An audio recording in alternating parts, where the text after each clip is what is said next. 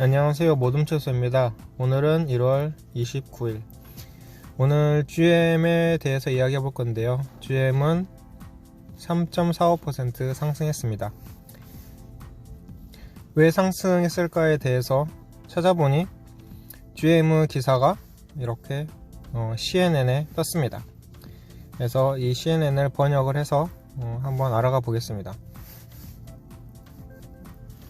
제목은 GM은 2035년까지 오직 탄소 배출 없는 차만 판매하기를 기대한다. GM은 2040년까지 세계에서 운영하는 공장의 탄소 중립을 계획하고 있고 2035년까지 탄소 제로 차를 제작하는 것을 희망하고 있다고 목요일에 발표했다. 미국에서 가장 큰 자동차 메이커인 GM은 전기가 미래다 라고 이전에 발표했으나 이것을 달성하기 위한 목표 날짜는 정하지 않았었습니다. GM은 배터리로 가동되는 전기차로 2년이나 다른 탄소 저감 기술로 배출을 줄일 계획입니다. 이러한 움직임은 270억 달러 투자가 필요하고 코로나 팬데믹 전에는 200억 달러로 발표했었습니다. GM은 가스 배출을 줄이기 위해서 2035년까지 새로운 경량차로 환경보호 펀드와 같이 일할 것이라고 하였습니다. 이 발표는 바이든 대통령이 이번 주에 신속하게 파리 기후협약에 재가입하는 것을 포함 환경오염에 반대하는 행정명령에 서명하면서부터 나왔습니다. GM 자체의 탄소 감축을 돕기 위해서 GM은 신재생에너지를 2030년까지 미국 공장에서 사용하고 세계 전역에 있는 GM 공장에 2035년까지 사용하기로 했다고 했습니다. GM은 또한 300개의 글로벌 회사와 탄소 배출 제로 목표를 달성하는 데 설명했습니다. GM의 경우 우리의 가장 큰 탄소 영향은 우리가 판매하는 차량의 배기가스 배출로부터 나오고 저희의 경우에는 75%입니다. 이것이 우리의 미래의 탄소 배출 제로의 차를 판매하려고 하는 중요한 이유입니다.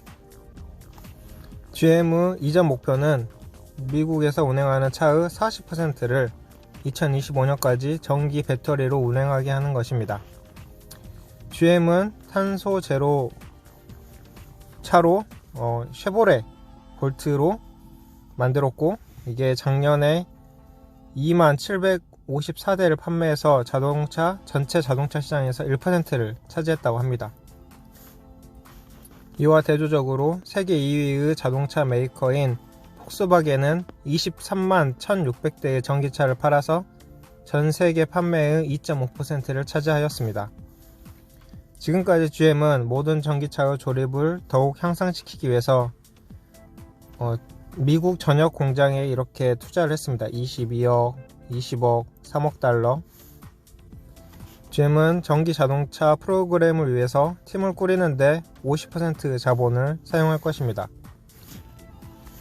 이번 주 바이든은 미 정부가 무슨 자재 같은 걸 구매할 때 미국산을 많이 구매할 것이라고 행정명령에 서명했습니다. 이에 대해서 GM이 말하기를 우리는 바이든 대통령이 전기차와 미국 제조에 대한 열정을 갖고 있다는 데 매우 흥분이 됩니다. 그리고 정부 관용차를 전기차로 추가하는 것을 생각하고 인프라스트럭처에 대한 지원이 더 많은 전기차가 도로에서 달리게 하는데 필요하다고 생각합니다.